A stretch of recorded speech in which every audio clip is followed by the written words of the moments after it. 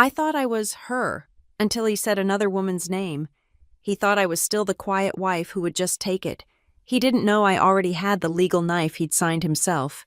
And that night, as he prepared to humiliate me in front of his entire family, I placed the one thing on the table that would end his entire life with a single notary stamp. My name is Lucy White, and this all started on a Tuesday, not with a gunshot, but with laundry. It was the quiet part of the afternoon in Riverton, that sterile 3 p.m. silence where the only sounds are the ones you make. The dishwasher was humming its second cycle in the kitchen, a low, rhythmic comfort. I was in our master bedroom, sorting Ethan's suits for the dry cleaner. The air smelled faintly of his cologne, that expensive. Sharp sandalwood scent from Hallie Northbridge Media Group and the lavender sachet I kept in his closet. A small, futile attempt to blend our lives. I picked up the gray wool vest from his favorite suit, the one he wore when he closed a deal. It felt heavy, important. My fingers did their routine check of the pockets, a habit born from rescuing countless USB drives and one very expensive fountain pen. This time, my fingers brushed against something small and hard in the inner breast pocket. Not a pen, not a drive, a box, a small, velvet-covered jeweler's box, for a single, stupid heartbeat. I thought, for me. Our anniversary was months away. Christmas was still 3 weeks out. I pulled it out. The box was a deep, midnight blue, not from a brand I recognized. I flicked it open with my thumb. Inside, on a bed of white satin, lay a bracelet. It was silver, painfully delicate, with a thin chain that looked like it would snap if you breathed on it. A small, polished charm dangled from it, engraved with a single, looping, feminine letter H. It wasn't my style. I don't do delicate. My jewelry is architectural, solid, more statement than suggestion, and my name, as you know, is Lucy. I stood there for a long time, just looking at it. The house was so quiet. I could hear the dishwasher switch cycles, the rush of water filling the basin. I closed the box with a soft, definitive click. I put the vest down, the box heavy in my hand, and walked to the kitchen. Ethan was at the island, exactly as I knew he would be. He was scrolling through his phone, one thumb flicking, his coffee cup leaving a damp ring on the white quartz. He didn't look up when I came in. I placed the blue velvet box on the counter, right next to his hand. "What's the occasion?" My voice was light, airy. I'd had years of practice keeping the tremor out of it. He glanced at the box, then at me. There was no flicker of panic, no, "It's not what you think," no guilt. He didn't even have the decency to look flustered. He just looked bored. "It's for her," he said, his voice as flat as the glass screen in his hand. "You'll meet her soon enough." He said it, just like that, like he was telling me we were out of milk. The humming from the dishwasher seemed to get louder, filling my ears, drowning out the world. I could feel the cold of the marble floor seeping through my socks. I heard my own heart, a frantic, trapped bird beating against my ribs. Her. He said her, and her was not me. He must have seen the blood drain from my face, seen the shift in my posture, because he sighed. It was a heavy put-upon sound, the sigh of a man burdened by an oversensitive partner. He put his phone down, finally giving me his full, condescending attention. He even softened his voice, the way you do when you're speaking to a child or a golden retriever. "Don't make a scene, Lucy." His eyes were calm, almost gentle. That was the worst part. Women are always so emotional. It's just a thing. It doesn't have to be a drama. I didn't scream. I didn't throw the quartz coaster at his head. I didn't cry. Not then. I just looked at the bracelet. I stared at that looping, silver H. I stared at the way the light hit the cheap velvet box. I was no longer a participant in my marriage. I was an analyst. I was measuring the fallout. I was calculating the force of the impact. The time for spontaneous, messy, human reactions was over. He had trained that out of me. He mistook my silence for surrender. He always did. He saw my stillness and read it as weakness, as shock, as the prelude to the tears he found so predictable. He gave a small, satisfied nod, as if I had passed a test by not immediately dissolving. He picked his phone back up. The conversation, for him, was over. I picked up the box, my palm closing around the velvet. The sharp corner of it dug into my skin. I said nothing. I turned and walked out of the kitchen, back toward the bedroom to finish bagging his suits. As I passed the living room, I heard his phone chime with the all-too-familiar sound of a FaceTime call connecting. I paused in the hallway, the dark wool of his suit jacket clutched in my hand. His voice, now animated and jovial, boomed into the quiet house. "Miles, my man." I heard the tinny, digitized reply from Miles Porter, his best friend, his right-hand man, his echo chamber. I leaned just slightly against the wall, out of sight. "Everything's set," Ethan was saying.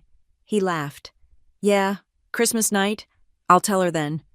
I froze. "Tell me what?" That he was leaving that H was coming to dinner. Then he said the line that turned the ice in my veins to steel. "We'll see," Ethan said, his voice rich with amusement. "Let's see if they cry."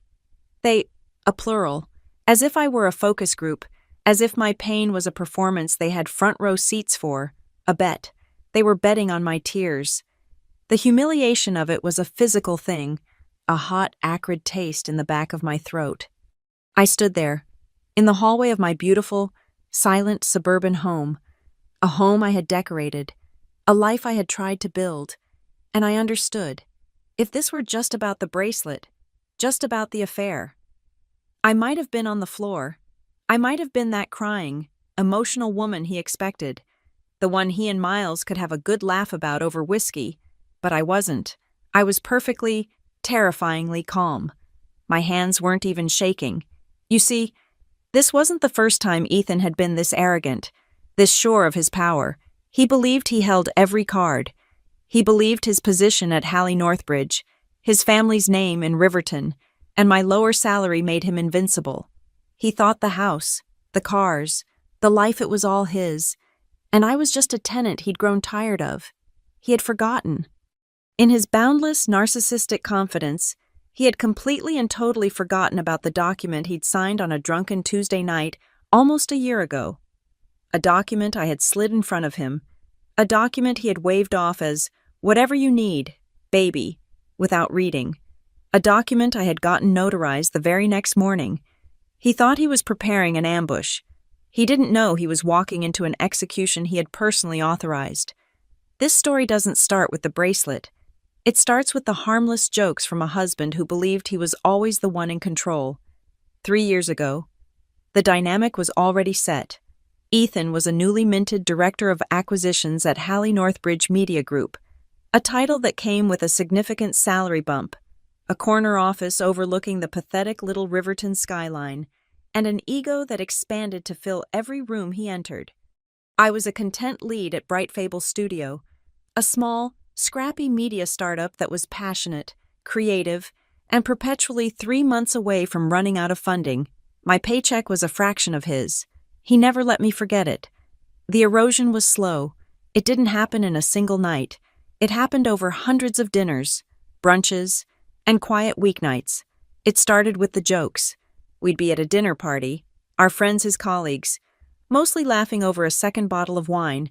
I'd be telling a story, and he'd wait for the punchline, then just smile, a tight, thin smile that didn't reach his eyes. "She's cute, isn't she?" he'd say to the table, patting my hand. But his favorite, the one he deployed with surgical precision, was the threat disguised as a laugh. "I could leave you at any time, you know," he said once, raising his glass to Miles across our dining table. "This one totally replaceable." The table erupted. Miles barked a laugh. His wife, Sarah, giggled nervously and said, "Oh, Ethan, stop it." I laughed too. I had to. It was the entry fee for the evening. My laugh was light, practiced.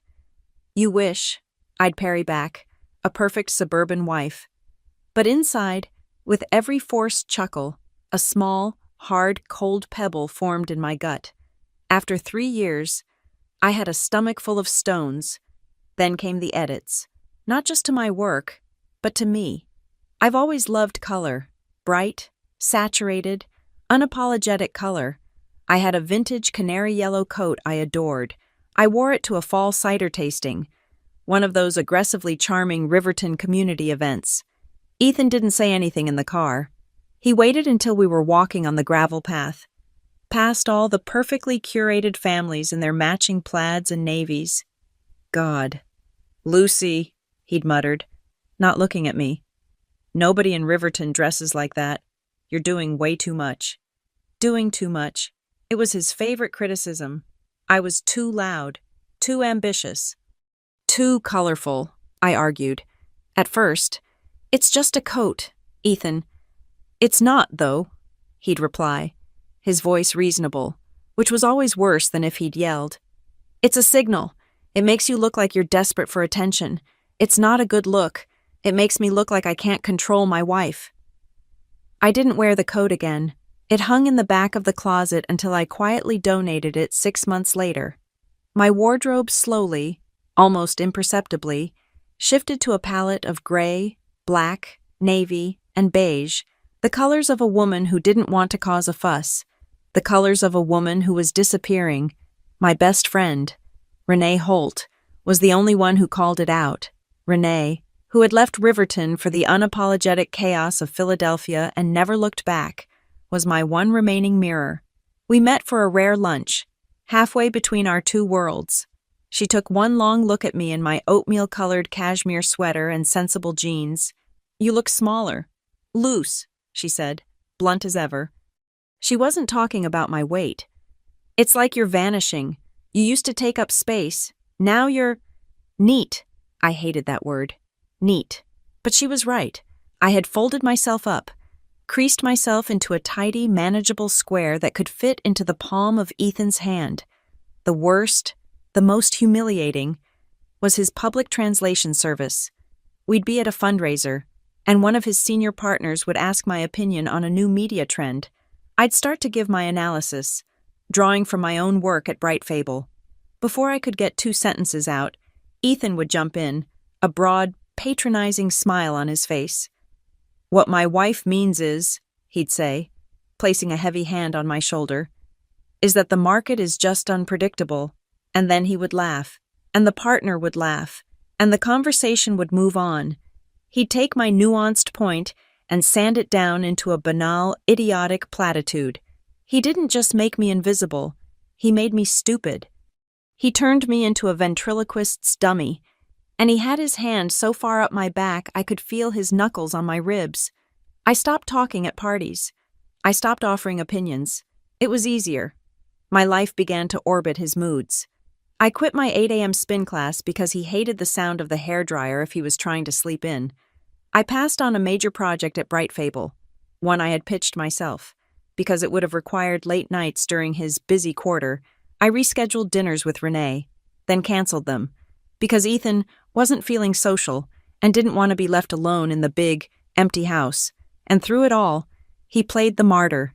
He painted himself as the patient husband, the noble man saddled with a wife who was less successful, less smart, less emotionally stable.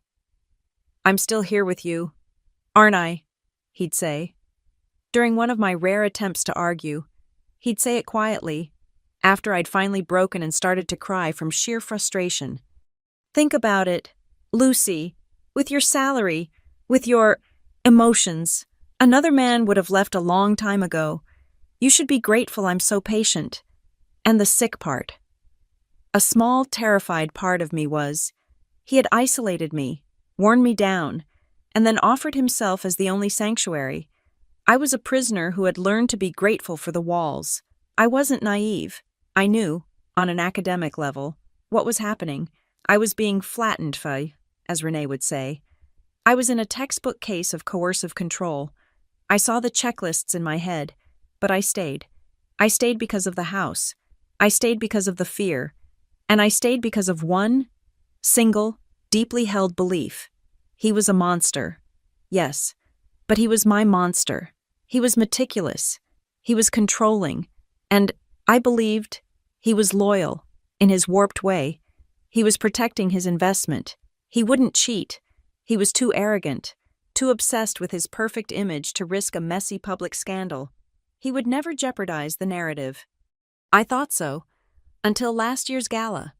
The gala was a sea of black, white, and champagne, the annual Halley Northbridge Media Group fundraiser, a night where Riverton's elite pretended to care about charity while really just measuring each other's stock.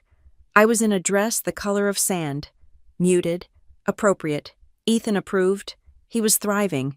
He moved through the ballroom of the old Riverton Hotel like he owned it, which, in his mind, he was close to doing.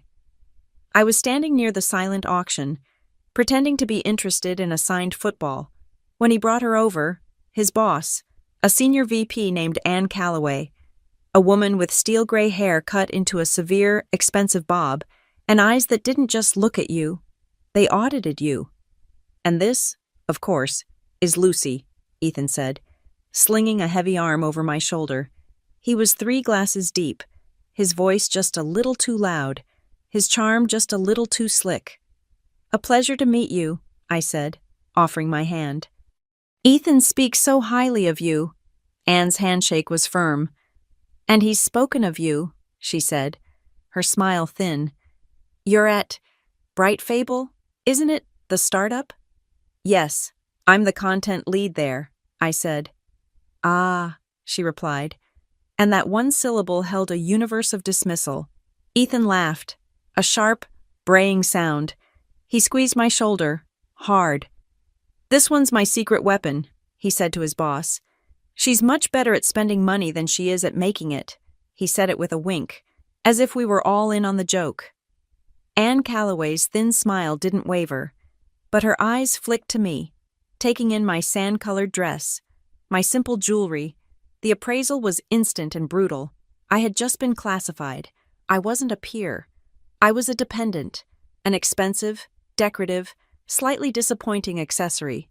The rest of the night, people looked at me differently. The other executives' wives, women I'd known for years, gave me those sympathetic, knowing glances that were worse than open pity. I had been publicly, professionally, and personally devalued by the one person who was supposed to be my partner. We got home around 1 a.m. The babysitter was paid. The house was silent. I was taking out my earrings in our bedroom when Ethan strode in, unknotting his tie. He was still flying high, drunk on success and expensive champagne. He'd cornered the CEO. He'd impressed Anne. In his world, the night was a triumph. He missed the target when he threw his tie at the valet stand. God, I love those nights, he said, heading to the small bar cart in our sitting area. He poured a generous splash of whiskey into a glass.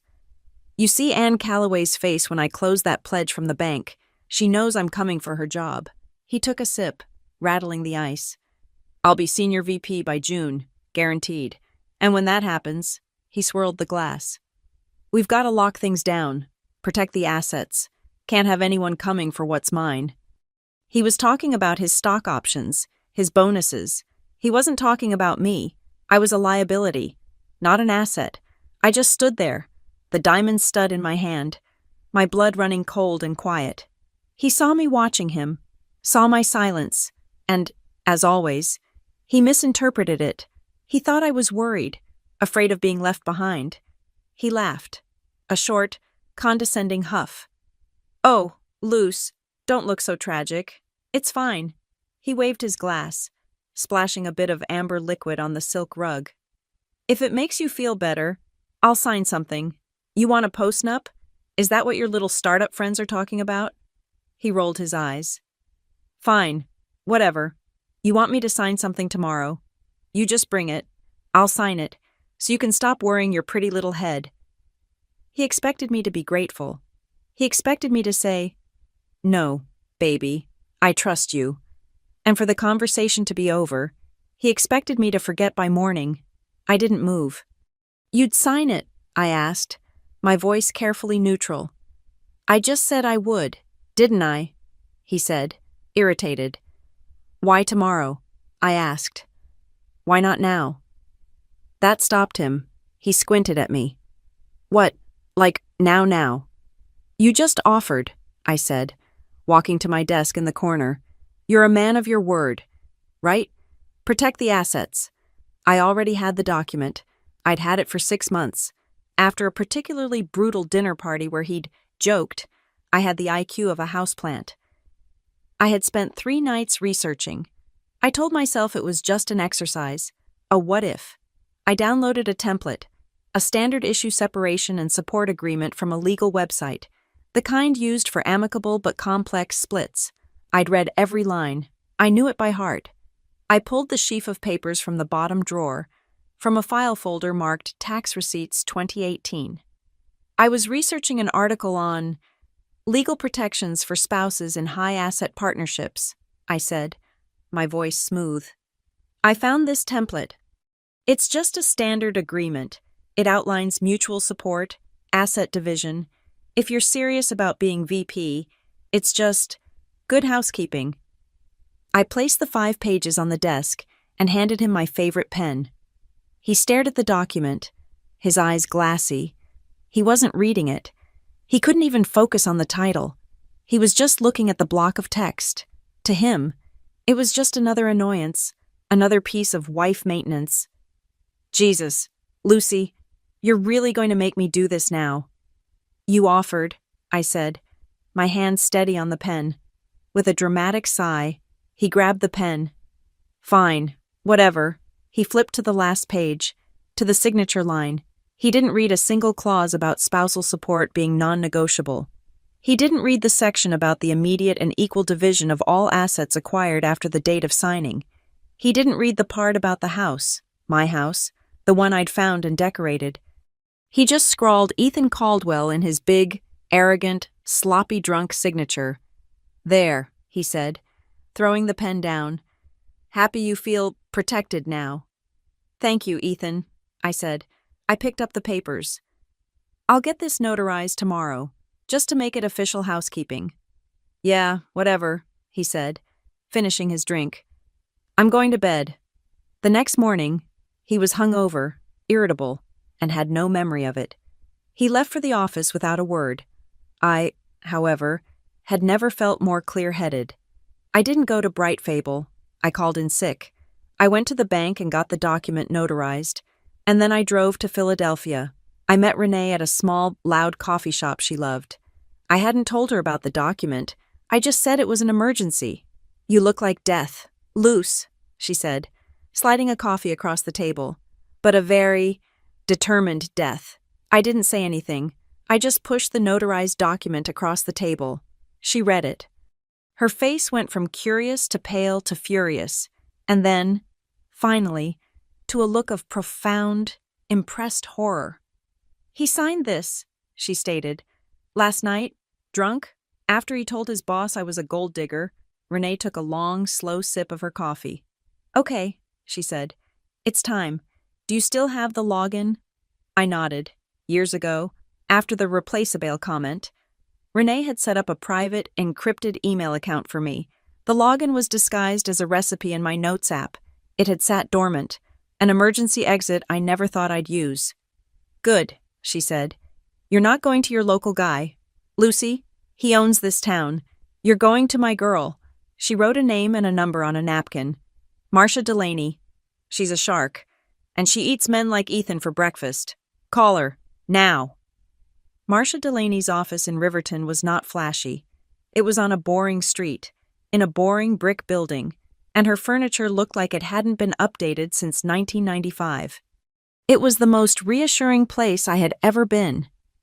Marcia herself was a small, wiry woman in her 60s with a pile of gray hair and the sharpest eyes I'd ever seen. She read the document twice. She looked at the signature, the notary stamp. Then she looked at me over the top of her glasses. He just handed you the knife, Ms. White, she said, her voice a low rasp. The only question is, when you want to stick it in. I don't know, I whispered. He's planning something. For Christmas. Of course he is, she said, as if it were obvious. Men like him love a holiday humiliation. It's a power play. She tapped the document. This is good. It's ironclad. His signature, his intent, it's all here. But we can make it better. Better. An addendum, Marcia said, a faint smile playing on her lips.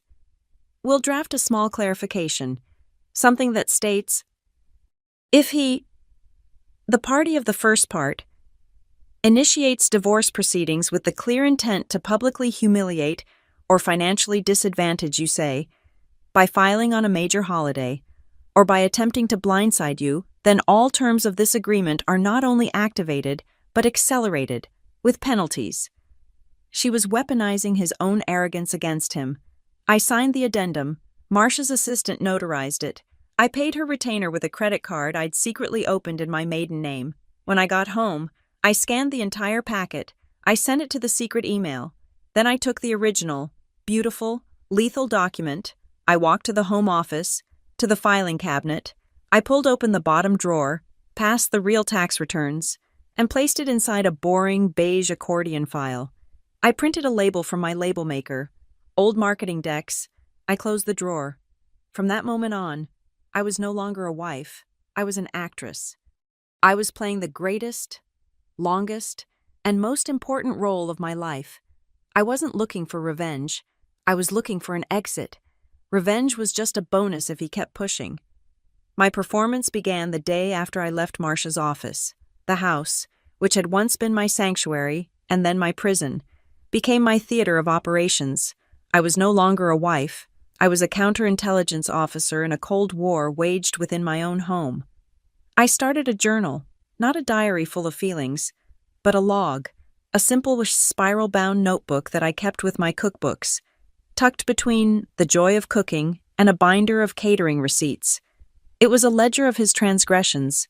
Column 1 date, column 2, time of arrival, column 3, sent, column 4 comments, November 5th, 7:45 p.m., faint, floral, not mine, claimed late meeting at the office, November 9th, 6:30 p.m., sandalwood, normal, November 12th, 9:20 p.m., heavy musk, sweet, like gardenias. Claimed dinner with Miles, checked Miles' wife's Instagram. She posted a quiet night in. I became a connoisseur of perfumes I did not own. The financial investigation was next. I had access to all our joint accounts and, foolishly, he'd kept his primary credit card, the one from Hallie Northbridge, linked to our shared family calendar and expense app. He was so arrogant he didn't even bother to hide the spending. He just trusted I was too stupid or too intimidated to look. I looked. I found the charge from Valentine's Day. It was a date I'd spent alone. He'd told me he was stuck in a mandatory overnight at a leadership conference in Delaware. The charge was for $800. The restaurant was not a conference hotel banquet room in Delaware. It was Le Rêve, the most obnoxiously expensive, famously romantic, reservations booked a year in advance restaurant in downtown Philadelphia. A table for two. I cross-referenced the date in my new log. He had come home the next morning, February 15th, smelling of hotel soap and that same gardenia perfume. He'd tossed me a cheap box of airport chocolates as a sorry. Then, I tackled his technology. This was the easiest part. Ethan, for all his boardroom brilliance, was technologically lazy. Our lives ran on a shared ecosystem. Our phones, our laptops, our smart freaking toaster. He trusted the system. He trusted me to manage it. He always left his phone charging on the kitchen island when he showered. It was his ritual. He'd plug it in, go upstairs, and I'd have 20 minutes. I didn't need to snoop on his phone. That was risky. He might notice. Instead, I just changed the settings. Our shared family laptop, the old MacBook in the kitchen nook we used for recipes and paying utility bills, was always on. I went into his phone's settings and turned on the automatic backup, not to the cloud, but to the laptop. Sync all messages, sync all photos. I set it to happen automatically. Every time his phone was plugged in and connected to the home Wi-Fi, he plugged his phone in. He went for his shower.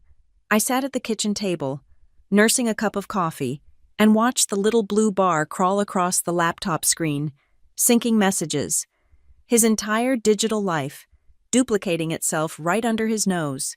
Once the backup was complete, I didn't touch it. I didn't open the messages on that shared machine. Instead, I connected an external hard drive, copied the entire backup file, and then uploaded that file to my secret, encrypted cloud, my own private server, the one Renee had set up for me. I now had his past, and I would continue to get his future in 24-hour installments. Every time he showered, it was in that first backup that I found H. I sat in my car in a grocery store parking lot, my phone connected to a burner hotspot, and scrolled through the data I'd uploaded, thousands of messages. Most were banal work texts with Miles, complaints about Anne Calloway, stock market chatter, and then, there she was. H. The contact wasn't hidden under a fake male name. He hadn't even bothered. He just used an initial. The arrogance of it. Their texts were graphic, explicit, but worse than the sex was the intimacy. The good morning, my love texts, sent while he was sitting across from me, drinking coffee. The can't wait to see you messages sent from his desk. The promises, the planning, and in a thread from 2 weeks ago, he can't wait for Christmas. We'll finally be done with this. H. Are you sure she'll be okay? He who cares. She'll get over it. I was a this to be done with. I kept my planner, the one I used for household management, on my desk. It was my Bible. I started a new coding system in its pages, a cipher hidden in plain sight. I used the symbols in the notes section of each day. A single dot. This meant he had told me a provable lie. E.g. Late meeting. Dot. A capital X. This meant he came home late, or came home smelling of her. X. A small triangle. This meant I had overheard him mention H, or a plan I knew about, or the Christmas surprise. Triangle. Some days were a constellation of ink. November 21st, dot, X, triangle. I also began a new habit, per Marcia's instructions. Every time he launched one of his verbal grenades, I logged it. I didn't fight back anymore. I just absorbed it. If we ever split, you'd be destitute in 6 months, he said one night, watching me balance the checkbook. You'd come crawling back before the first mortgage payment was due. I just nodded, a small, sad, compliant smile. I know, Ethan, you take such good care of us. As soon as he left the room, I pulled out my cookbook journal. November 23rd, 10:16 p.m., location home office. Comment. You'd come crawling back.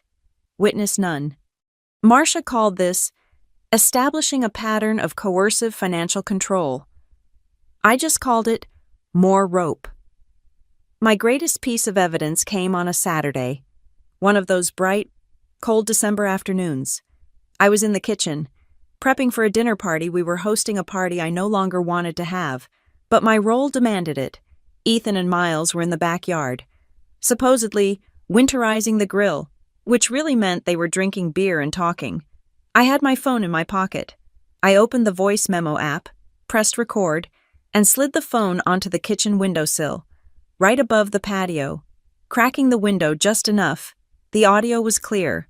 Their voices, carried on the cold air, were sharp. Seriously, Christmas Eve, Miles was saying, his voice a low chuckle. That's cold, man, even for you. It's perfect, Ethan's voice replied, and I could hear the smile in it. It's a power move. We'll have the whole family there, my parents, Kara, her sister. What's she going to do? Make a scene in front of my mother. She'll just sit there. She'll take it, and she'll cry, and it'll be done. A pause, then Miles. The echo. Women, man, they cry, and then it's over. Exactly, Ethan said. It's the perfect shock. By the time she gets a lawyer, it'll be after New Year's. I'll have the narrative locked down. She'll be the crazy, emotional wife who couldn't handle the pressure. I'll be the poor, long-suffering husband. I stopped the recording. I saved it. I uploaded it to the cloud. I closed the window, and I went back to marinating the steak. I played my part flawlessly. I hosted the dinner party. I smiled at Miles, refilled his beer, asked his wife about her new kitchen. I was the perfect, supportive, slightly less interesting wife. I cooked Ethan's favorite meals. I wore the beige sweaters he liked. I let him win every argument. I let him believe his trap was primed, that the braying, stupid animal was walking right toward it, oblivious. The final piece arrived via email. A digitized receipt from our joint account. It was a charge from the hotel in Philadelphia, the same one as the Le Rêve receipt. This one was dated last week. It was for a signature suite, and in the itemized notes section, a special request. Room service note.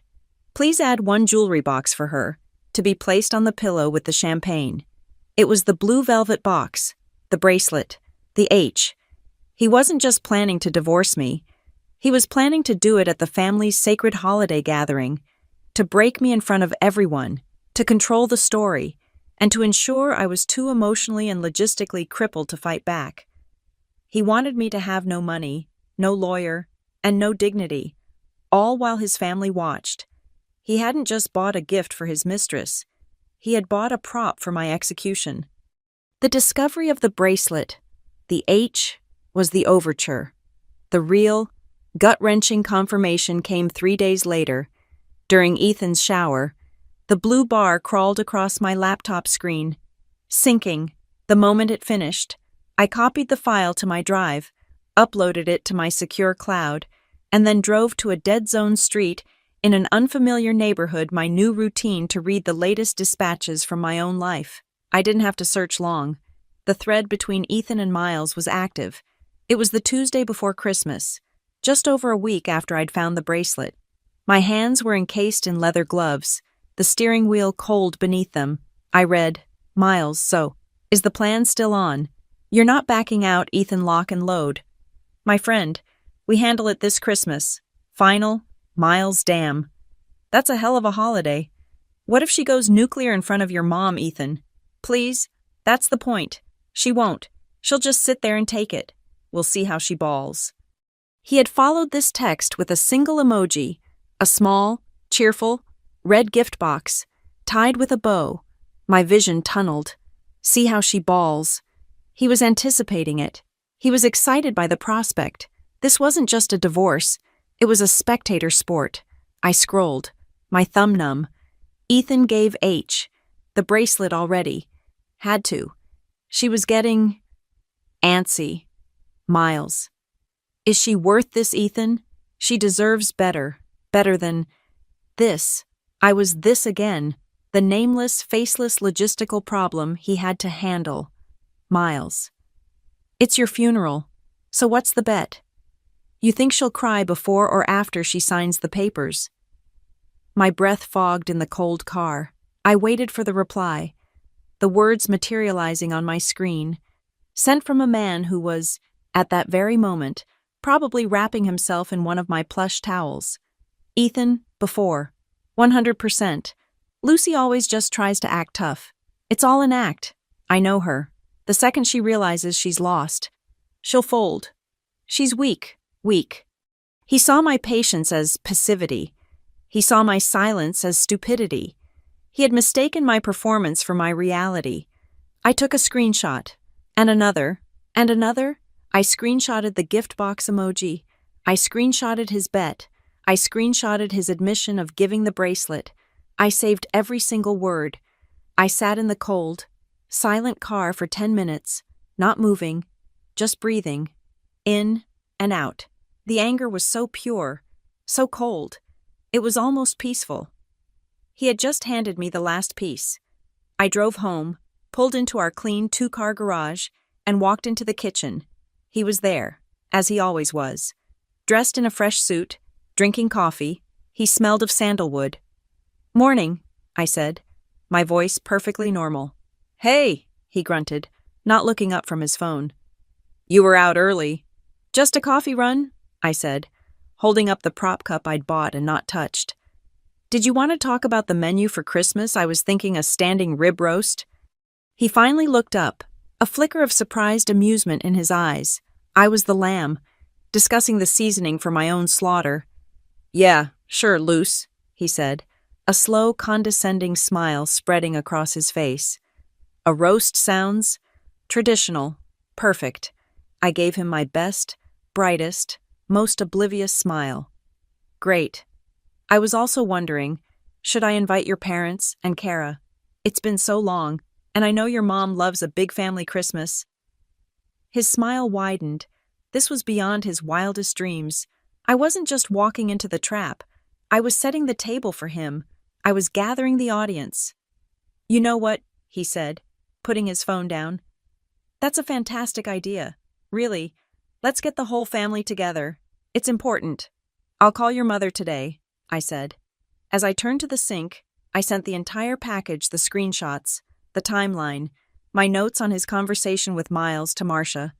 Her reply came back in less than an hour, to my secret email. Subject RE. Christmas. Lucy. This is not a divorce.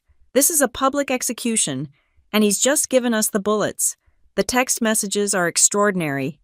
His use of the gift emoji, the see how she bawls, the bet with Mr. Porter. This is not just evidence of an affair. This is a documented, premeditated intent to inflict emotional and psychological duress on a specific, symbolic date. He is trying to humiliate you into signing an unconscionable agreement.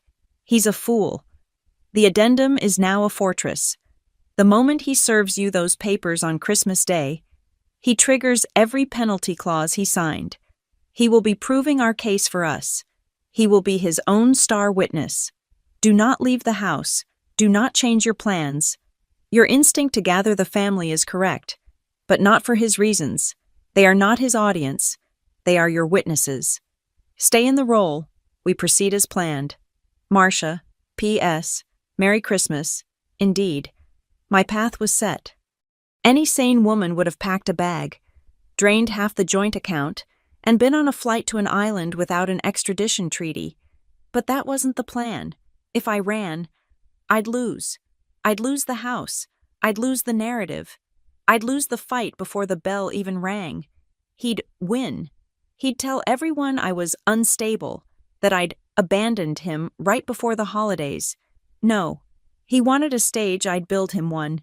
He wanted an audience, I'd send out the invitations. I began my preparations. I called his mother, who was overjoyed. I called his sister, Kara, who promised to bring her famous pecan pie. I called my own sister, Maddie.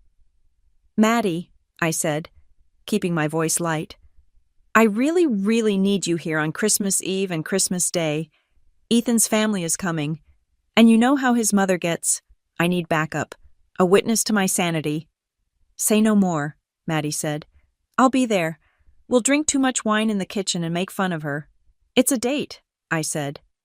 My witness was secured. I spent the next week on a meticulous campaign of domestic perfection. I deep-cleaned the house until the windows sparkled. I planned a menu that was both ambitious and nostalgic. I bought linens, I made lists, and I went shopping. I bought gifts for everyone, a beautiful cashmere scarf for his mother, a first-edition novel for his father, a spa certificate for Kara, a bottle of absurdly expensive whiskey for Miles. I was the perfect, thoughtful, generous wife. Then, I went shopping for Ethan. I went to the most expensive men's store in Riverton. I didn't buy him a watch or a sweater. I bought him a box, a gift box. It was large and heavy and covered in a stunning, deep, wine-red paper that had a texture like raw silk. It was the kind of box that screamed importance, a box that promised something heavy and luxurious inside. It cost $40, just for the box. I brought it home and placed it in my closet. Inside, I didn't put a cashmere robe. I didn't put a new set of golf clubs. I took the file from my desk drawer, the one marked Old Marketing Decks. I took out the notarized, ironclad separation agreement. I took out the addendum Marcia had drafted, the one that outlined the penalties for holiday-based humiliation. I put them in a sleek, black leather-bound folder. I placed the folder inside the beautiful wine-red box. I packed it with tissue paper. I tied it with a thick, gold, grosgrain ribbon. I wrote a gift tag in my best calligraphy. To Ethan, open after I open mine. I placed it under the tree. That evening, I was in the bedroom, organizing the dry cleaning. I found the gray wool vest again, the one that had started it all. The pocket was empty now. The velvet box was gone. The bracelet was with her.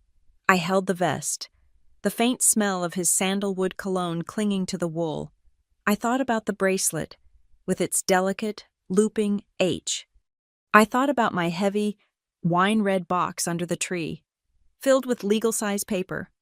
"All right," I whispered to the empty, silent room. "If it's Christmas, it's Christmas.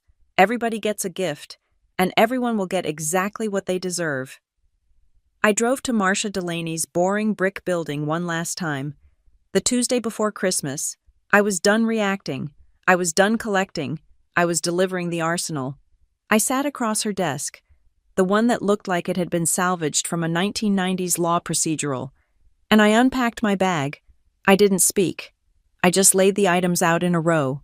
First, the original, notarized separation agreement, the one he'd signed while drunk on whiskey and arrogance. Second, the signed addendum, the one that outlined the penalties for humiliation. Third, a plain black USB drive.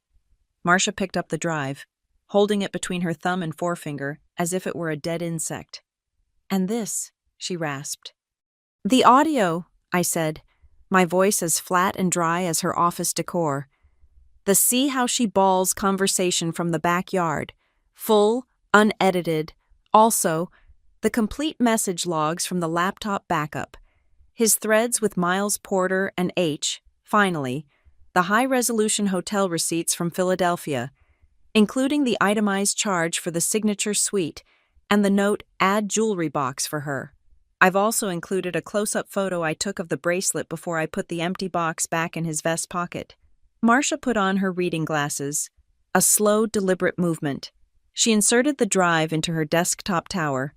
For a few minutes, the only sound in the room was the click of her mouse and the tinny, awful sound of my husband's voice laughing about my future tears. She didn't flinch. She just listened, her face impassive. She read the texts. Her expression didn't change, but a small, tight muscle in her jaw began to twitch.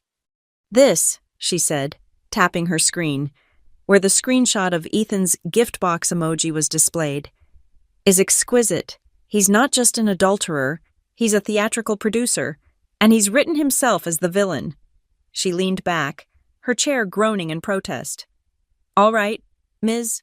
White, here is the strategy. It is simple, and it is brutal." "I don't want to file first," I said. "He's expecting me to be reactive. I won't be." "Good," Marcia said. "You won't have to. We are not filing first. We are letting him file. We are letting him walk onto that stage he built, in front of the audience he gathered. He's going to hand you a stack of papers on Christmas Day. They will be insulting. They will be designed to break you. They will offer you next to nothing and classify you as a financially dependent, hysterical wife. He has probably already filed this. He's just waiting to serve you at the moment of maximum pain." "And I just take it." "You do more than take it," Marcia said, her eyes narrowing. "You embrace it. He is going to hand you that envelope. He is going to stand there, next to Miles Porter, and he is going to wait for you to cry. He is betting on it. He has a script in his head. You will destroy that script." She leaned forward, her voice dropping to a conspiratorial whisper. "Here is what you will do. You will take the envelope. You will not look shocked. You will not look hurt. You will open it. You will scan the first page. Then, you will take a pen I suggest you have your own. A good, heavy one. You will click it open, and you will sign his document, right there, immediately, in front of his mother." I was stunned. "Sign his papers. His insulting offer. It's a prop, Ms. White, a meaningless piece of theater. His document is null and void. Because our document, the one he signed, predates it. Signing his piece of paper doesn't invalidate the binding contract he's already in. But by signing it, calmly, you accomplish two critical things. First, you legally accept service, which is clean. Second, and far more important, you steal his payoff. You take away his cry moment. You break his bet. A man like Ethan, a narcissist expecting a tidal wave of emotion, Nothing will terrify him more than your immediate, bored compliance." I nodded. I could see it. His face, waiting for the tears, and getting paperwork. "Okay, okay," she mimicked. "Now, for the witnesses. He's gathered them for his play, but they're here for ours. We need to inform them. I'm going to draft an email. It will be very dry. It will state that as your legal counsel, I am in receipt of a prior binding spousal separation and support agreement, signed and notarized by Mr. Ethan Caldwell. It will state that, due to his actions on this date, the penalty and humiliation clauses of said agreement are now fully activated. It will attach a scanned PDF of the agreement he signed." "Who do you send it to?" I asked. "A very select list. Me, you, your friend, Ms. Holt, and Arthur Caldwell." Ethan's father. The thought of it was a cold shock. Arthur Caldwell was a man carved from Riverton granite. He was old money, old principles, and sat on the board of Halley Northbridge. He did not tolerate scandal. He did not tolerate messes. Ethan was his perfect, polished son. "His father," Marcia confirmed. Seeing my expression, "A man like that doesn't care about his son's affair. He cares about the family name. He cares about the company's stock price. He cares about the numbers. This email will inform him that his son's personal arrogance is about to become a very public, very expensive line item on the family's ledger." What time does the dessert usually come out?" "Around 8:30, I said. 8:45 p.m., Christmas Day," Marcia said, making a note. "It will land in their inboxes right as they're sipping their coffee." We were silent for a moment. "What if," I said, the thought tasting like ash, "what if he brings H?" Marcia waved a dismissive hand. "He won't. Not to his mother's Christmas. He's not that stupid. He's a coward. He wants to get rid of you. Then he'll bring her in. He wants to clear the stage. But if he does, if she shows up on that doorstep—" She locked her eyes on mine. "You are polite. You are gracious. You offer her a drink. You let everyone in that room, especially his mother, see him for the cheap, common, predictable traitor he is." I nodded. I could do that. Marcia leaned back, her work seemingly done. "You're in a good position. Your case is iron. But he'll be furious. He'll fight dirty. It would be useful to have one last thing, a hand grenade, something small, to throw him completely off balance. Just a 2-second distraction, to make him fumble his lines and show his real face." She looked at me expectantly. "Any other personal news? A job offer? Something he doesn't know?" I looked down at my hands, resting on my purse. I thought about the exhaustion I'd been feeling for the past 3 weeks, the metallic taste in my mouth, the nausea I'd been blaming on stress. I thought about the 2 tests I'd taken in the guest bathroom, the lines appearing so dark and fast they seemed angry. I thought about the cash-only appointment I'd driven 2 towns over to attend. "What about a pregnancy?" I asked, my voice very quiet. Marcia's head snapped up. Her sharp eyes searched my face. "Is that a hypothetical, Ms. White?" I didn't answer. I just let her see the truth in my silence. I reached into my purse. I didn't pull out the document from the doctor. Not the one with the official letterhead. I pulled out the small, flimsy, thermal paper printout, the one they give you as a keepsake. I slid it across the desk. It was just a black and white smear, a tiny flicker. But the text at the top was clear. Lucy White, 7 weeks. Marcia looked at the photo. She looked at me. A slow, terrifying, deeply satisfied smile spread across her face. This was not the smile of a grandmother. This was the smile of a shark that had just smelled blood in the water. "Oh, my," she whispered. "This isn't a distraction. This is the kill shot." She pushed it back to me. "Don't use it. Don't even mention it. Not until the very, very end. Let him empty his clip first. Then you show him this." I folded the small piece of paper and put it in my wallet. A tiny ace of spades. I stood up, I was no longer a wife. I was no longer an actress. I was a general, and I had just received my final briefing. Marcia walked me to the door. "He thinks he's the one pulling the curtain, Ms. White," she said, her hand on the doorknob. "But you're the one holding the spotlight." The last week before Christmas was a masterpiece of domestic theater. I was the perfect, happy, slightly stressed but jovial wife. My performance was flawless. I baked, I made gingerbread cookies and batches of peppermint bark, filling the house with the scent of sugar and manufactured joy. I posted a story on Instagram, my hands, dusted with flour, holding a perfectly crimped pie crust. The caption was simple, "Getting ready." I got 24 likes, and a "can't wait" from Ethan's mother. I wrapped gifts. I sat on the living room floor, surrounded by rolls of expensive paper and velvet ribbons, the tree lights twinkling, a Christmas movie playing on the television. I smiled when Ethan walked in. "You're in the spirit," he'd said, a slight, almost imperceptible sneer in his voice. He thought it was all so pathetic. He saw me as a woman nesting in a house that was no longer mine. "Just want it to be perfect," I replied, my voice bright. "It's the first time we've had the whole family in ages." "Right," he said, and walked away. My performance extended online. I was the image of marital stability. I sent out our digital Christmas card, a photo of us from the summer, smiling on a boat, the picture of Riverton success, warmest wishes from Ethan and Lucy. Meanwhile, Ethan was getting sloppy. He was liberated by his own secret plan. He was a man who had already left, just waiting for the paperwork to catch up. He stopped coming home for dinner, claiming end-of-year budget hell at the office. He'd roll in at 9 or 10, or sometimes not until after midnight.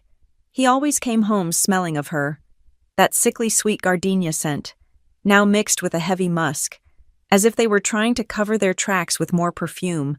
It clung to his shirts, his hair, the skin of his neck. I would kiss him goodnight, a chaste, wifely peck on the cheek, inhaling the evidence. My stomach would churn morning sickness and disgust, a toxic cocktail. "Tough day," I'd murmur, pulling back. "You have no idea." "Loose," he'd sigh, already unbuttoning his shirt as he walked to the bathroom. "This Hallie Northbridge deal is killing me." He was so sure of my ignorance. One evening, I was bringing in the groceries, and I passed his car in the garage. He'd left his trunk slightly ajar. I glanced inside. Tucked in the corner, next to his golf shoes, was a small, chic shopping bag from La Perla, the most expensive lingerie store in Philadelphia. It was a tiny turquoise bag, and it was not for me. He was too lazy to even hide it at the office. He was a man on his final lap, throwing caution to the wind, counting down the seconds until he crossed the finish line. My master stroke was the FaceTime call. I set it up on Sunday afternoon, the weekend before Christmas. "It's your parents," I called to him. He came into the kitchen, sighing, annoyed at the interruption.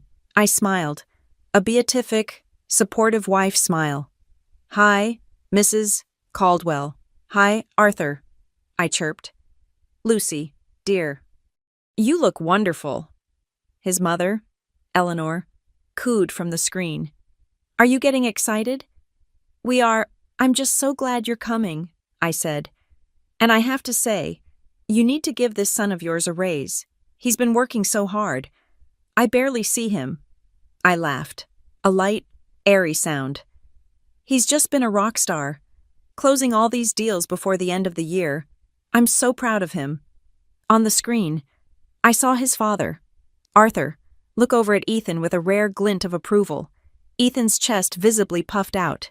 He was being praised. He, the long-suffering husband, was being publicly lauded by his clueless, adoring wife. It confirmed his entire narrative. "Well, that's good to hear," Arthur said in his gravelly voice. "Hard work pays off." "He's been so patient with me and all my party planning, too," I added, for good measure. "He's just the best. We can't wait to spoil all of you." We hung up, and Ethan was beaming. He was high on his own supply. "Well," he said, clapping his hands together, "what's for dinner?" My sister, Maddie, was scheduled to arrive on Christmas Eve morning. The text exchange had been simple. Me. You're still good for tomorrow. Maddie Wild Horses couldn't stop me. I'm bringing bad wine and a worse attitude for Eleanor. Me. You're a lifesaver. I'm putting you in the guest room by the kitchen. Easiest for helping me. Maddie. Got it. I'll be your official food taster. Emotional support bodyguard. Me. You have no idea. I had my witness, an independent, third-party observer who was not a part of the Caldwell dynasty. The wine-red box, my gift for Ethan, was already wrapped. I didn't put it under the tree with the others. It was too personal, too special. I placed it on the mahogany buffet in the dining room, a place of honor. It was the only gift there. The heavy gold ribbon gleamed under the track lighting.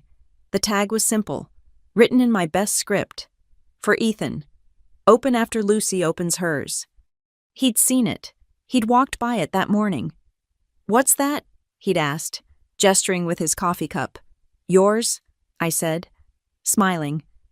But you have to wait. It's huge, he said, a note of genuine, childish greed in his voice. Is it that new putter I wanted? You'll have to see, I said, my smile unwavering. Christmas Eve. The house was immaculate. Maddie was here, and she'd been a perfect buffer, distracting Ethan with old, stupid stories, allowing me to focus.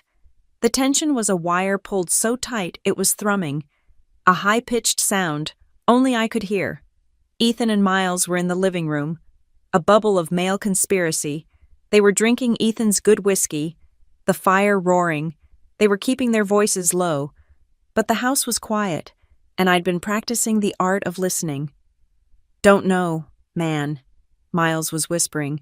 I was just outside the door, in the hall, pretending to look for a lighter. She seems normal, too normal. It's what I told you. Ethan's voice, smug, confident. She has no idea. She's just Lucy, running around with her lists and her menus. She's completely oblivious. And you still haven't given H the bracelet. I gave it to her. I told you. She loved it, Ethan cut in, annoyed. Look, she'll probably show up after the new year. One thing at a time. I handle Lucy tomorrow. I handle H on the 1st. It's clean. If you say so, Miles said, sounding unconvinced. Just seems like a hell of a night to do it. It's perfect, Ethan said, and I heard the clink of his glass. It's the only way. I slipped away, back to the dining room. I didn't need to hear any more. I ran my hand over the polished wood of the table. I'd set it for 8 people. My best china, the wedding china, the one with the platinum rim, my grandmother's silver, polished until it hurt to look at. Crystal glasses for water, for red wine, for white. Linen napkins, folded into intricate, standing fans. I'd made place cards. The centerpiece was a lush, overflowing arrangement of white roses, pine, and holly. It was beautiful. It was a setting for a perfect family, a perfect life. It was a room designed to make what was about to happen feel that much more violent. The contrast was the point. You can't have a truly spectacular humiliation in an ugly room. I stood there, in the dim light, looking at the table, my stage. I pulled out my phone. I opened my text to Marcia. I sent her one. Single, solitary emoji, a Christmas tree, the signal. The stage is set. The actors are in place. The curtain goes up tomorrow. I walked into the kitchen, the bright white heart of my home. The standing rib roast, seasoned and tied, was waiting in the refrigerator. The vegetables were prepped. All the lines were memorized. I leaned against the cool quartz of the island, alone, in the silence. My back ached. I was so tired. I could have slept for a week.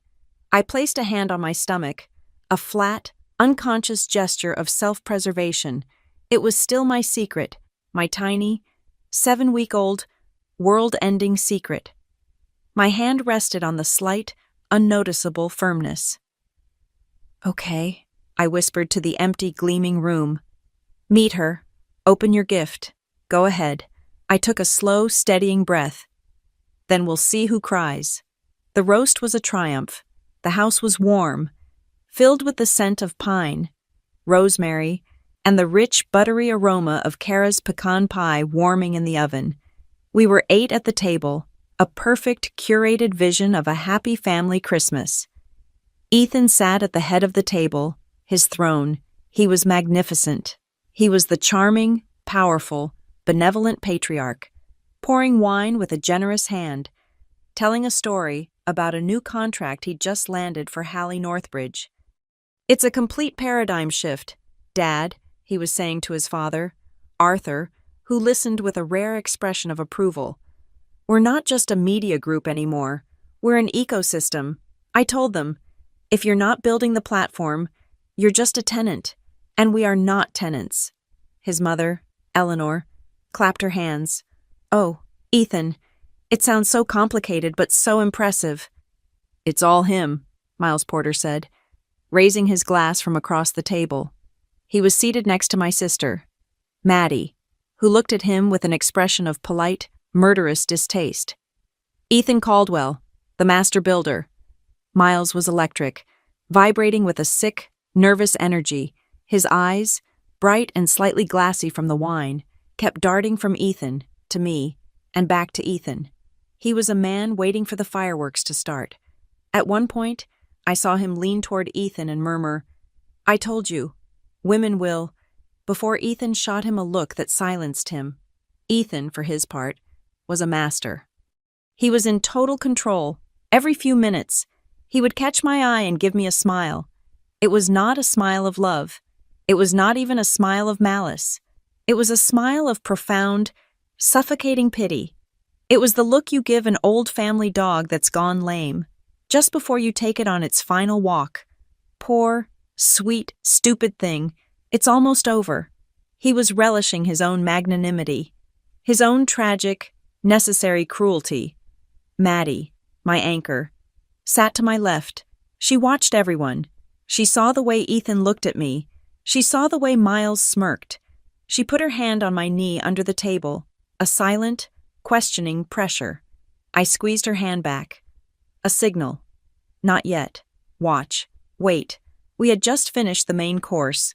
The plates, smeared with the evidence of the feast, were still in front of us. The laughter from Ethan's last joke was still echoing. He stood up. He didn't just stand. He rose, commanding the room. He picked up a silver dessert knife and tapped it, gently, 3 times, against his crystal wine glass.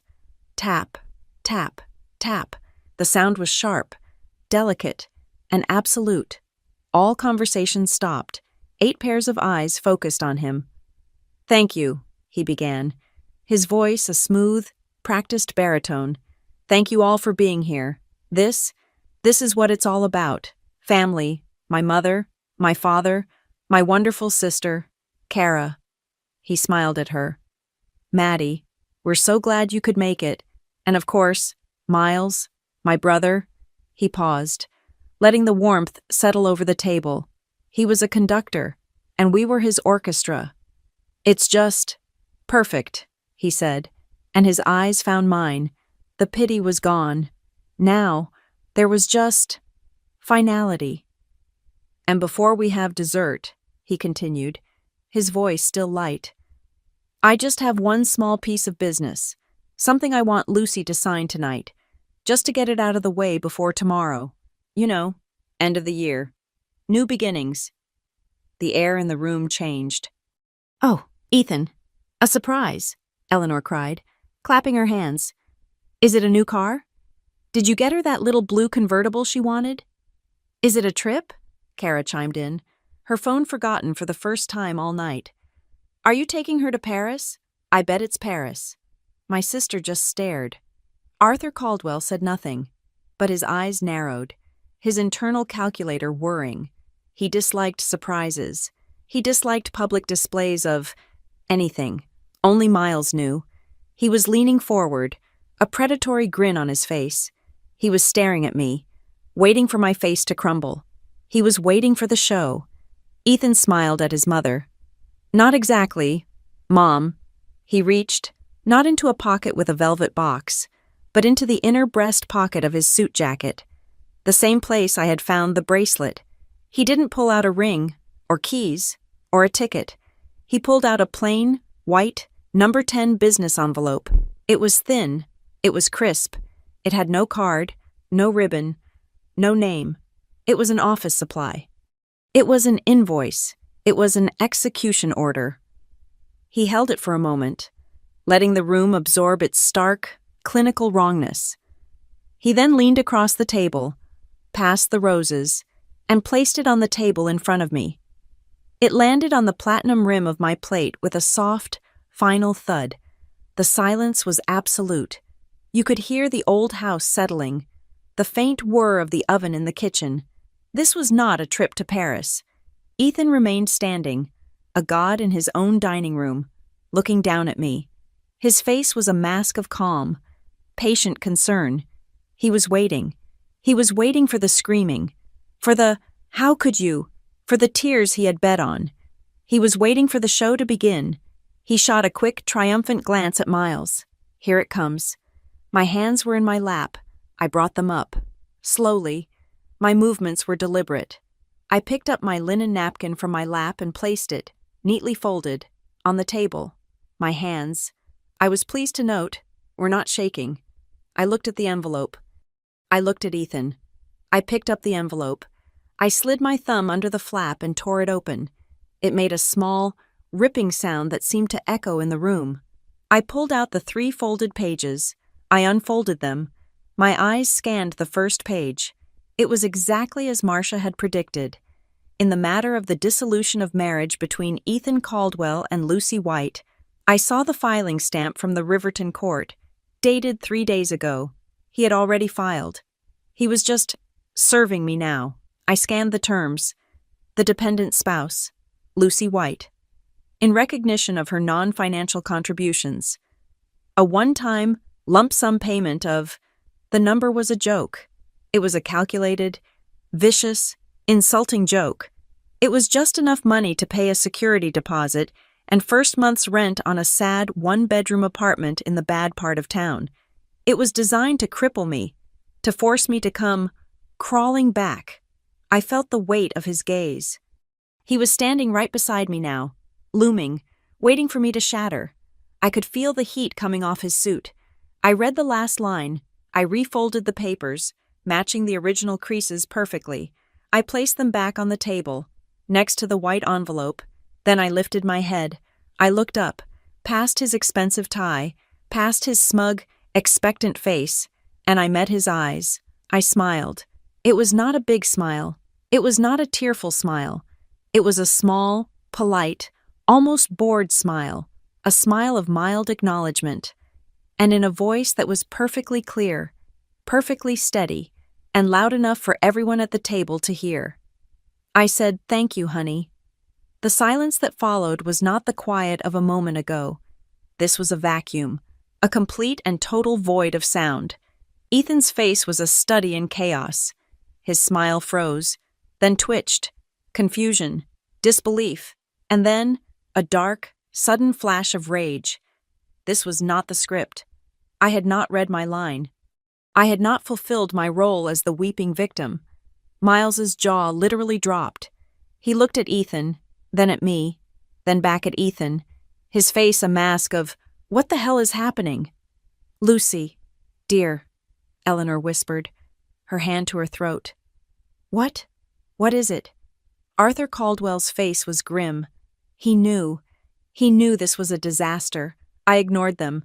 I kept my eyes locked on my husband.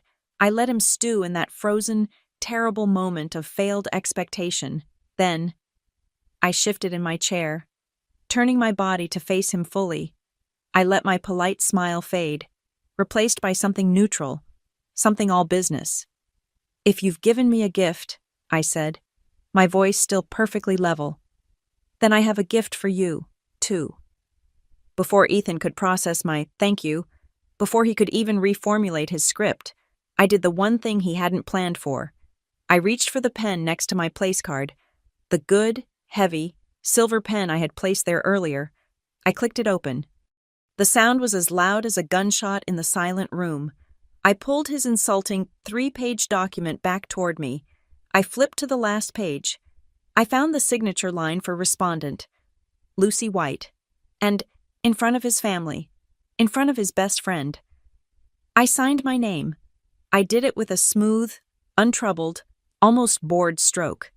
My hand was perfectly steady. No tears, no sobs, no, how could you? I had lost Miles his bet. I saw him, out of the corner of my eye. His mouth was open. He looked from me to Ethan, his face pale with a sick, sudden understanding that the script was not just wrong, it was on fire. Lucy, what? Ethan stammered. He was off balance, his body still tense in his looming pose. But his face was a mask of utter confusion. This was not the scene he had rehearsed. I clicked the pen shut. I slid his papers, now signed, back into their cheap, white envelope. I held it out to him. Here, I said. He didn't take it. His hands were frozen at his sides. I placed the envelope in front of his wine glass. But if you've given me your gift, I said, my voice still conversational, it's only fair you open yours. I turned, my movements economical. I reached for the mahogany buffet behind me.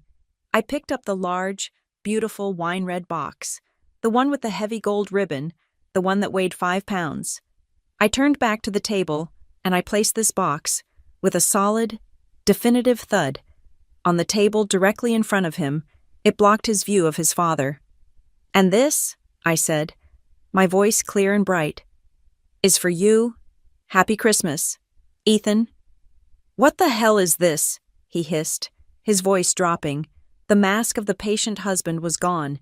This was the real Ethan, the one who had been thwarted. Open it, I said. It's what you wanted. Protecting the assets. His eyes darted from me to the box. His mother was watching, her hands clasped to her chest. Oh, Ethan, she got you the putter, Eleanor cried, trying to reclaim the festive atmosphere.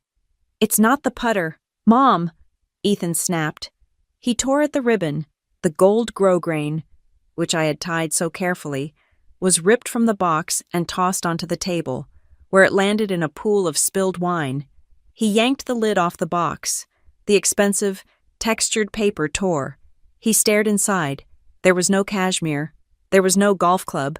There was just a single, black, leather-bound document folder. He looked at me, his eyes black. A joke. You're trying to make a joke. I am never, ever more serious, I said. He pulled the folder out. He flipped it open. The room watched him. He was the center of attention, just as he'd planned, but this was not the play he had written. He stared at the first page. I knew it by heart. Separation and spousal support agreement. He flipped the page. I saw his eyes scan the lines. Non-negotiable. 50% of all current and future bonuses. Sole ownership of the Riverton residence. This is, he started. This is bullshit. This is some template you... He stopped. He had reached the last page, the signature page. He saw his own signature, his big, arrogant, sloppy signature, staring back at him, and next to it, the raised, embossed, unmistakable seal of a public notary. What is that? Ethan? His father? Arthur demanded. His voice was low and dangerous. Ethan didn't answer. He was chalk white. He looked like he was going to be sick. Right there on the white roses, Kara, his sister, leaned over his shoulder, her usual vapid curiosity getting the best of her. What is it, agreement? She read a line aloud, her voice confused. In perpetuity, spousal support. Ethan, what is this? Arthur didn't need to read it. He stood up, walked around the table, and pulled the document from his son's paralyzed hands. His eyes scanned the signature page, then the addendum. He read the clause about intent to humiliate. He read the penalty multipliers. The blood drained from his face. He looked at his son. Then he looked at me. It was not a look of sympathy, it was a look of recalculation. He was appraising a new and very expensive problem. You, Ethan finally whispered, his voice hoarse. You planned this.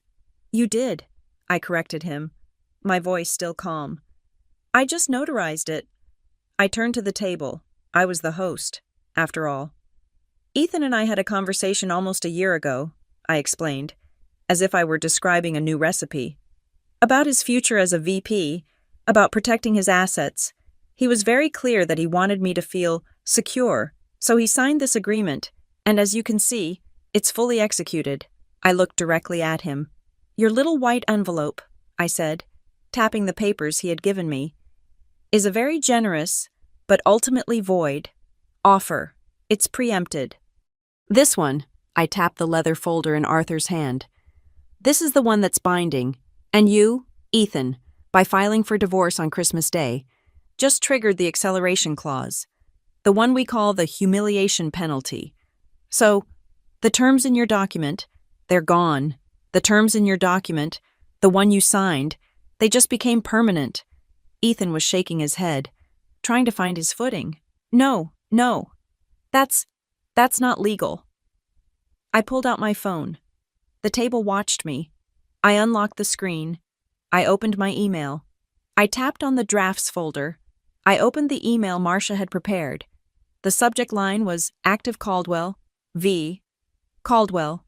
Binding agreement. I pressed send. It is legal, I said. And as of right now, your father and my lawyer and Renee have all just received a fully scanned, high-resolution PDF of the entire packet, including the addendum you just triggered.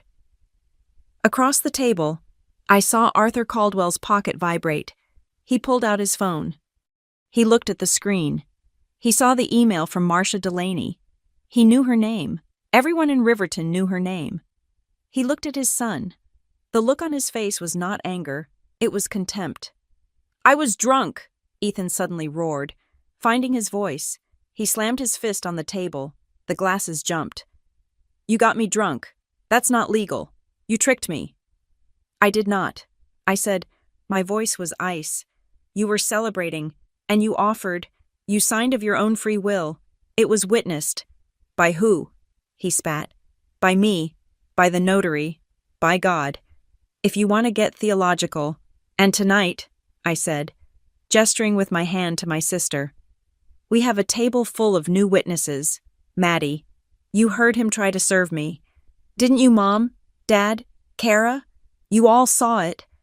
Maddie just smiled. A thin, sharp smile. I saw everything. Loose. Ethan looked trapped. He was cornered. His plan was in ashes. His father was staring at him like he was garbage. Miles looked like he wanted to climb out the window. And then, I delivered the final, quiet blow. I reached into my purse, which was on the floor by my feet. I pulled out a small, plain white envelope. Not a business envelope, a medical one. I didn't toss it. I didn't slide it. I just placed it, very gently, on the table, right on my bread plate. What now? Kara breathed, her eyes wide. What is that? I didn't look at her. I looked at Ethan. This, I said, is the other reason your offer is void. It's the reason I'm not leaving this house, and it's the reason you're going to pay for everything. I pushed it toward him. He fumbled with it. He opened it. He pulled out the small, flimsy, thermal paper printout, the black and white smear. He stared at it. He didn't understand. I don't, he began. It's an ultrasound, you idiot, Maddie snapped. I'm 7 weeks pregnant. Ethan, I said, my voice cutting through the stunned silence. And I'm not going to raise my child in a home where their father thinks humiliating women is a spectator sport. You wanted a show. You wanted to see me cry. You just ensured your child will have a full college fund before they're born, courtesy of the humiliation clause. The silence that followed was absolute. It was the sound of a life ending. It was the sound of a total, unconditional surrender. Arthur Caldwell closed his eyes. He wasn't thinking about his grandchild. He was thinking about the stock price. He was thinking about the PR. He was thinking about the cost of a scandal this big, tied to a baby, tied to a pre-signed, ironclad contract. Ethan just stared at the ultrasound photo. He had lost. He knew it. But he had one more move. He looked up at me, his face a mask of pure, unadulterated hatred. He was going to try to burn the whole world down.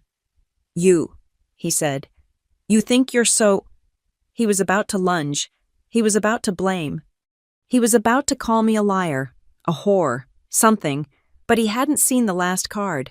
Just as the hatred in his eyes began to boil over, as he drew breath for the torrent of blame he was about to unleash. I made my final move. I didn't raise my voice. I didn't need to. I simply reached into the pocket of the simple beige cardigan I'd worn over my dress, a cardigan he'd always hated, called frumpy. My fingers, steady and sure, closed around the last piece of evidence, the one that had started it all. I pulled it out. I didn't throw it. I didn't slam it down. I placed it, with a deliberate, almost gentle quiet, on the white linen tablecloth, right in the center of the table, under the warm glow of the chandelier, next to the ruins of his mother's pecan pie. It was so small, a delicate silver chain, a single, looping, feminine charm. It lay there, winking in the candlelight.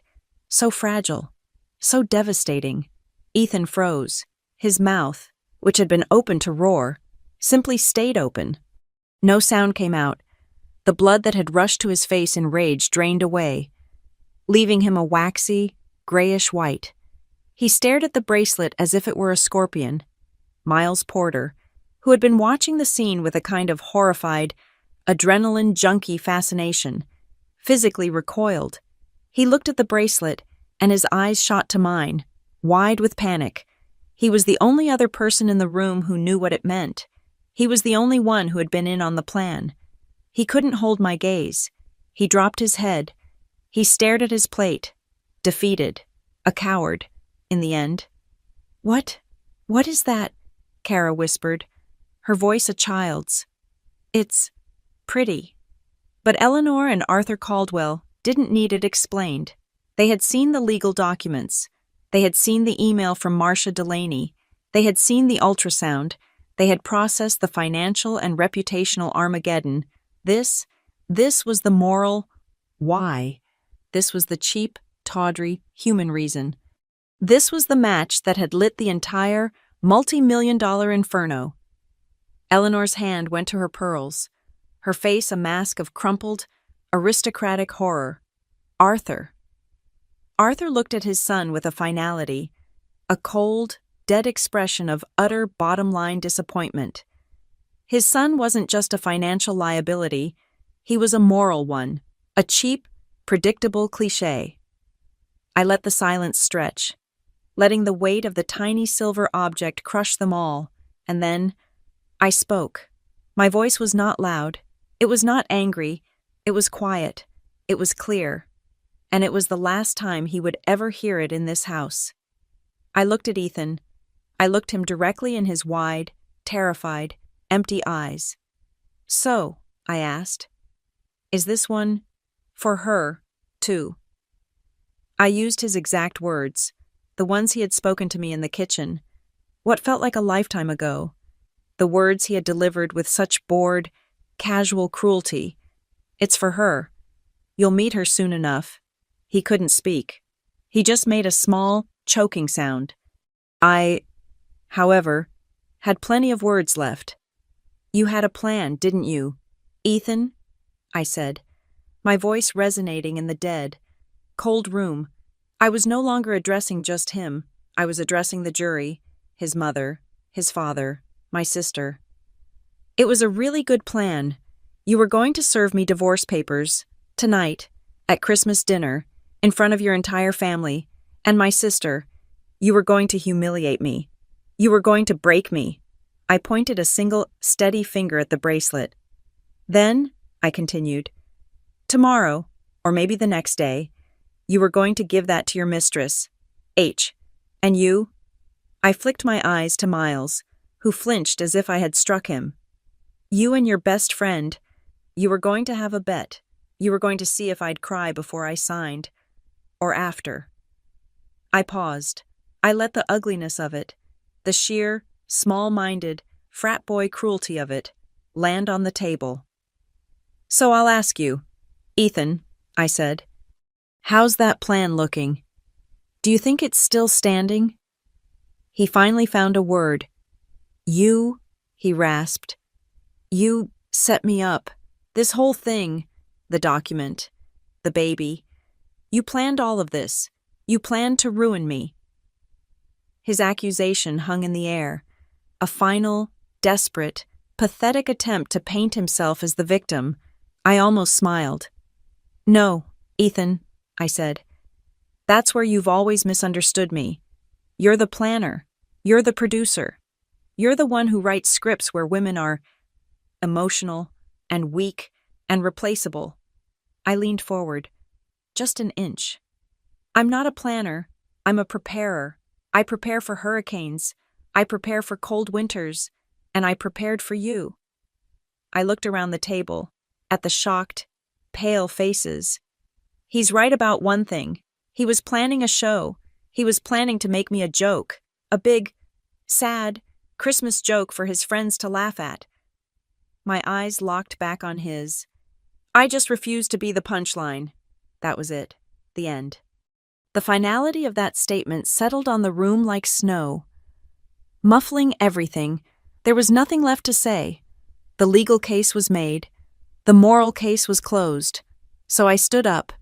My chair made a small, polite scrape on the hardwood floor.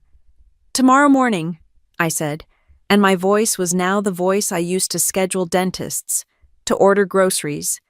It was the voice of cold, American practicality. Tomorrow morning at 8 a.m., I am having the locks on this house changed. You'll all be gone by then. I looked at Arthur and Eleanor. I'm sorry your Christmas was ruined, but you raised him. I looked at Ethan. Marcia Delaney's office will be in touch with you, or your father, or whoever holds your leash now. You can get your things from the guest room. From now on, everything, and I mean everything, goes through our lawyers. The table was silent, stone silent. Not one of them, not his mother, not his father, not his sister said a word in his defense. How could they? The contract was signed. The email was sent. The baby was real. And the bracelet was still gleaming on the table, a testament to his cheap, undeniable guilt. Ethan had wanted a moment of supreme power.